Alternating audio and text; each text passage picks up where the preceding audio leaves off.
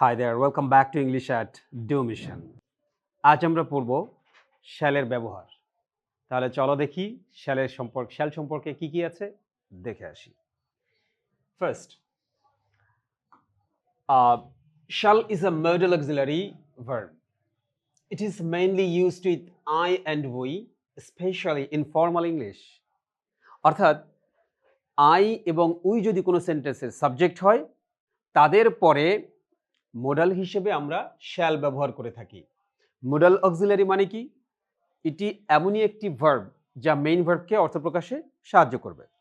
এখন এই শ্যালের ব্যবহারটা কোথায় আছে? বেসিক্যালি আমরা শ্যালকে ফিউচার ইনডেফিনিটে ইউজ করে থাকি আই এবং উই এর ক্ষেত্রে। এখন এটার ভিন্ন ভিন্ন সিচুয়েশনে ভিন্ন ভিন্ন মিনিংয়ে ভিন্ন ভিন্ন অর্থ প্রকাশের জন্য আমরা এই শ্যাল ব্যবহার করে থাকি। একটু দেখে আসি। First of all, it is simple future, অর্থাৎ ফর্মাল এবং ট্রেডিশনাল ইউজ। অর্থাৎ এটা অনেক আগের থেকে আমরা এই ব্যবহারটা করে আসছি এবং সেই ব্যবহারটা ফর্মাল মানে কি? আনুষ্ঠানিক, যেটার গ্রহণযোগ্যতা বেশি। তো কিভাবে ব্যবহার করে আসছি এটা? সাবজেক্ট আই এবং উই এর পরে শ্যাল এবং পরে ভার্ব ওয়ান, অর্থাৎ ভার্বের base form. I shall return tomorrow, for example. আমি আগামীকাল ফিরবো, আয়ের পরে শ্যাল বসছে, সাবজেক্ট আই, তারপরে শ্যাল বসছে, তারপরে এই যে ভার্ব ওয়ান বসছে। তাহলে এইটা হচ্ছে আমার মোডাল। এই মোডালের পরে ভার্বের বেস ফর্ম বসে এবং আয়ের পরে ফিউচার ইনডেফিনিট টেন্সে কি বসে? শ্যাল বসে। ভবিষ্যতে কোনো কাজ অনুষ্ঠিত হবে বা কোনো কাজ সংঘটিত হবে, সে কথা প্রকাশ করার জন্য আমরা ফিউচার ইনডেফিনিট টেন্স ব্যবহার করে থাকি। আর সেই ফিউচার ইনডেফিনিট টেন্সে আয়ের পরে শ্যাল বসে। Next, we shall overcome this problem. এখানে সাবজেক্ট কিন্তু উই এর পরে কি বসছে? শ্যাল বসছে, তারপরে কি বসছে? ভি ওয়ান বসছে। এই ভি ওয়ানটা হচ্ছে আমার ভার্বের বেস ফর্ম, অর্থাৎ এটা মেইন ভার্ব। মোডালের পরে ভার্বের মেইন প্রেজেন্ট ফর্ম বসে এবং মোডালের পরে মেইন ভার্ব বসে। তাহলে শ্যালটা হচ্ছে এখানে উই এর জন্য বসেছে, ঠিক আছে? পরে শ্যাল বসছে এবং পরে ভার্বের বেস ফর্ম বসছে। নেক্সট, এখন একটা জিনিস মনে রাখবা, এখানে একটু কথা আছে যে মডার্ন ইংলিশে অর্থাৎ বর্তমান সময়ে আমরা শ্যাল এবং উইলের ভিতরে খুব একটা কন্ট্রাস্ট আমরা দেখি না। অর্থাৎ সব জায়গায় এখন উইল ব্যবহার করা যায়। তারপরেও ফর্মাল ইংলিশের ক্ষেত্রে, এক্সামের ক্ষেত্রে, গ্রামারের কারেক্টনেসের জন্য আমরা এখনও শ্যালকে প্রায়োরিটি দেই, ঠিক আছে? অর্থাৎ শ্যালের ব্যবহার এখনও রয়েছে, একেবারে হারিয়ে যায়নি, ঠিক আছে? সে কথা এখানে বলা আছে, shall is still correct and formal উইলের থেকে। Next, promise, determination, strong intention প্রকাশ করার জন্য আমরা শ্যাল উইল ব্যবহার করে থাকি। এখন প্রমিস মানে কি? কাউকে কোনো কিছু করব, সেই শপথ। ডিটারমিনেশন, দৃঢ় প্রত্যয় বা শপথ। স্ট্রং ইন্টেনশন, কোনো দৃঢ় বা শক্তিশালী কোনো অভিপ্রায় বা ইচ্ছা প্রকাশ করার জন্য আমরা সাবজেক্টের পরে শ্যাল ব্যবহার করে থাকি। যেমন, I shall help you no matter what happens. যাই হোক আমি তোমাকে সাহায্য করব। তাহলে এই যে দৃঢ় প্রত্যয়, সেই দৃঢ় প্রত্যয় প্রকাশ করার জন্য আয়ের পরে আমরা শ্যাল ব্যবহার করেছি। আবার we shall never forget your kindness, কখনো ভুলবো না তোমার কাইন্ডনেসের কথা আমরা। তাহলে এখানে কি হচ্ছে? এখানে সাবজেক্ট উই, এখানে কি আমাদের একটা স্ট্রং ইন্টেনশন বা আমাদের ডিটারমিনেশন বা আমাদের প্রমিস রয়েছে যে আমরা কখনো তোমার উপকারের কথা বা তোমার কাইন্ডনেসের কথা বা তোমার দয়ার কথা কখনো ভুলবো না। তাহলে এখানে সে তা প্রকাশ করার জন্য উই এর পরে কি বসে? শ্যাল বসে। শ্যালের পরে নেভার অ্যাডভার্ব আর ফরগেট হচ্ছে base form, main verb. Next, command, order, obligation, অর্থাৎ লিগাল অর অফিসিয়াল ল্যাঙ্গুয়েজের ক্ষেত্রেও আমরা শ্যাল ব্যবহার করে থাকি। যেমন এখানে একটা কথা আছে, কমান্ড, ওয়ার্ডার, অবলিগেশন, এগুলো কমান্ড মানে কি? কোনো একটা আদেশ। ওয়ার্ডার মানেও কিন্তু আদেশ। যেমন কোর্ট থেকে কোনো আদেশ আসতে পারে, বিচারকের কাছ থেকে কোনো কমান্ড বা আদেশ আসতে পারে, হেড স্যারের কাছ থেকে কোনো অর্ডার আসতে পারে, স্কুল অথরিটির কাছ থেকে কোনো অর্ডার বা কমান্ড বা অবলিগেশনের বিষয় আসতে পারে। আবার লিগাল অ্যান্ড অফিসিয়াল ল্যাঙ্গুয়েজ, অফিসের কোনো একটা নোটিশ বা কোনো কিছুর ক্ষেত্রে বা কোনো আদেশ দেওয়ার ক্ষেত্রে বা আইনগত কোনো বিষয় প্রকাশের জন্য আমরা এই শ্যালের ব্যবহার করে থাকি। যেমন, student shall wear school uniform, অর্থাৎ ছাত্রছাত্রীরা কি করবে? স্কুল ইউনিফর্ম ইউজ করবে। এখানে শ্যালটা কিন্তু দেখি স্টুডেন্টস এর সাথে যায় না, স্টুডেন্টের সাথে হওয়া উচিত ছিল কি উইল, কিন্তু এখানে শ্যালটা দিয়েছি। কেন দিয়েছি? এখানে কমান্ড, ভার্ডার, অব্লিগেশন বা অফিসিয়াল ল্যাঙ্গুয়েজ বা কোনো লিগ্যাল, এখানে অফিসিয়াল ল্যাঙ্গুয়েজ বলতে কি স্কুল বা অথরিটি যেটাকে একেবারে শক্তভাবে প্রকাশ করে যে এটা করতেই হবে, তা প্রকাশের জন্য আমরা এই শ্যালের ব্যবহার করে থাকি। Student shall wear school uniform, শিক্ষার্থীরা অবশ্যই স্কুল ইউনিফর্ম পড়বে। তাহলে এখানে একটা আদেশ আছে, এখানে একটা বাধ্যকতা আছে, এখানে একটা কমান্ড আছে, এখানে অফিসিয়াল একটা ল্যাঙ্গুয়েজ বা একটা টোন আছে এখানে কথার ভিতরে, ঠিক আছে? আর তা প্রকাশ করার জন্য আমরা সাবজেক্টের পরে শ্যাল ব্যবহার করতে পারি, কিন্তু বেসিক্যালি স্টুডেন্টস এর পরে এখানে উইল ব্যবহার করার কথা ছিল। The tenant shall pay rent within 7 days, ভাড়াটিয়ারা অবশ্যই 7 দিনের মধ্যে ভাড়া পরিশোধ করবে। তাহলে একটা জিনিস দেখো, দি টেনেন্ট ভাড়াটিয়া একজন, শ্যাল পে এখানে এই থার্ড পারসন সিঙ্গুলারের ক্ষেত্রে এখানে আবার কিন্তু উইল হওয়ার কথা ছিল, কিন্তু উইল আমি ব্যবহার করছি না। কি ব্যবহার করছি? শ্যাল। কেন করছি? এখানে একটা অফিসিয়ালি একটা ওয়ার্ডার আছে, একটা কমান্ড আছে, একটা অব্লিগেশন রয়েছে, লিগ্যাল একটা কথা রয়েছে কি 7 দিনের ভিতরে ভাড়া পরিশোধ করবে। তাহলে এজন্য এই শ্যাল ব্যবহৃত হয়েছে। শ্যালের পরে ভার্ব 1 পেয়ে বসেছে, এটা মেইন ভার্ব।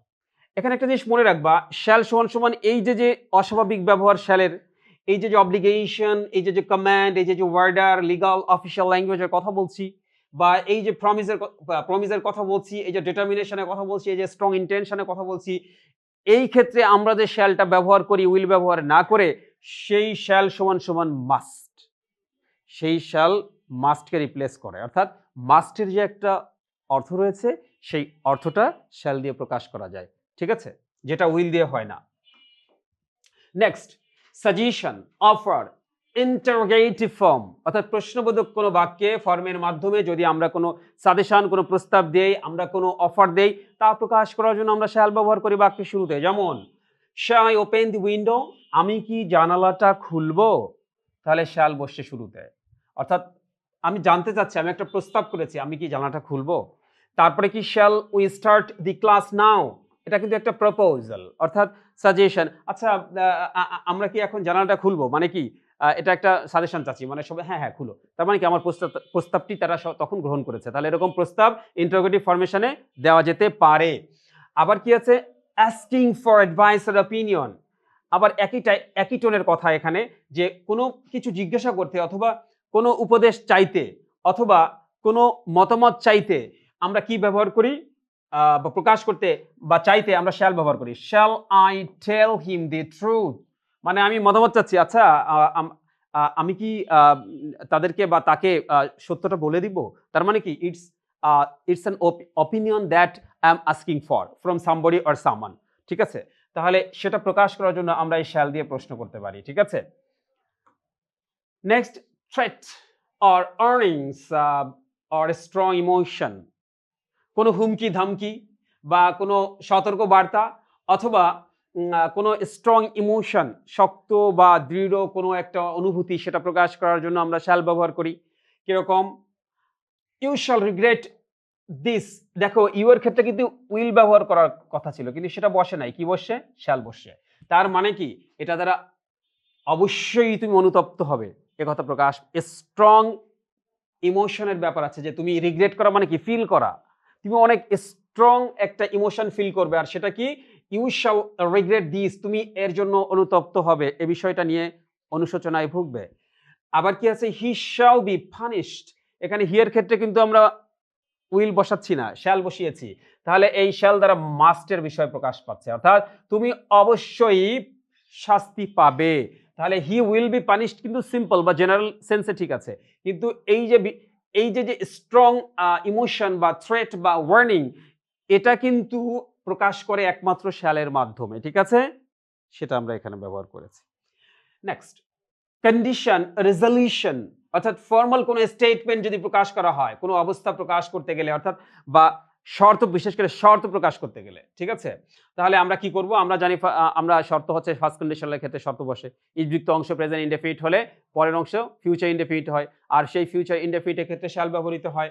যেমন if you work hard you shall succeed, যদি তুমি কাজ করো তাহলে তুমি, যদি আমি এখানে উইল দিতাম তাহলে কি হতো, সেটা কিন্তু হইতো, রাইট ছিল, ইউ উইল সাকসিড। যদি তুমি হার্ড ওয়ার্ক করো, কঠোর পরিশ্রম করো, তাহলে তুমি সাকসিড করবা। আর এখানে ইউ এর জায়গায় শ্যালের জায়গায় উইলের জায়গায় কি বসিয়েছি? শ্যাল। তার মানে এখানে আরো বেশি নিশ্চয়তা প্রদান করা হচ্ছে, আরো বেশি স্ট্রং একটা ইমোশন বা স্ট্রং একটা আম আ বিষয় ব্যাখ্যা করা হচ্ছে। অর্থাৎ আরো বেশি গুরুত্ব বা আবশ্যিকতা প্রকাশ করা হচ্ছে যে, ইফ ইউ ওয়ার্ক হার্ড, যদি তুমি কাজ করো, এটা প্রেজেন্টে আছে, প্রেজেন্ট ইনডেফিনিটে ওয়ার্ক আছে, তাহলে প্রেজেন্ট ইনডেফিনিটে। তাহলে ইউ উইল সাকসিড, এটা হচ্ছে জেনারেল সেন্সে রাইট। আর যখন শ্যাল ব্যবহার করব ইউ এর ক্ষেত্রে, তখন সেটা কি হয়ে যাবে? আরো বেশি নিশ্চয়তা। তাহলে তুমি অবশ্যই সফল হবে। একথা প্রকাশ করছে। আবার দেখো এখানে ছোট কিছু নোট দেওয়া আছে যে shall is mostly used with I and we. অর্থাৎ শ্যাল কিন্তু আই এবং উই এর সাথে ব্যবহৃত হয়। ঠিক আছে? কিন্তু আই এবং উই এর সাথে যখন শ্যাল ব্যবহৃত হওয়া ছাড়াও অন্য সবার ক্ষেত্রে কিন্তু উইল বসে। যেমন দে, হি, ইউ, ইট সবকিছুর ক্ষেত্রে কিন্তু কি বসে? উইল বসে। কিন্তু সেই উইল না বসিয়ে যখন আমরা শ্যাল ব্যবহার করব, তখন সেখানে মাস্টের অর্থ প্রকাশ করে। আর সেই মাস্টটা বিভিন্ন সেন্সে বসতে পারে। যেমন in modern spoken English will is more common. Modern spoken ইংলিশে কিন্তু উইলের ব্যবহারটা বেশি সচরাচর আমরা দেখি। Shall is still important for exams, grammar and formal writing. অর্থাৎ ফর্মাল রাইটিং এর ক্ষেত্রে বা গ্রামারের ক্ষেত্রে বা এক্সামের ক্ষেত্রে এখনো কিন্তু স্টিল শ্যালের ব্যবহারটা ইম্পর্টেন্ট রয়েছে। আমরা অবশ্যই শ্যালের ব্যবহার করব, ভুলে যাব না। হ্যাঁ? আর যেখানে উইল বসতো সেখানে উইল না বসিয়ে শ্যাল যখন বসাবো, তখন সেখানে এমফ্যাসিস, গুরুত্ব, অর্থাৎ বেশি আবশ্যিকতা, মাস্টের ব্যবহার, মাস্টের অর্থ প্রকাশিত হবে। ঠিক আছে? আই থিংক তোমরা শ্যালের ব্যবহার বুঝতে পেরেছ। ঠিক আছে? Thank you very much.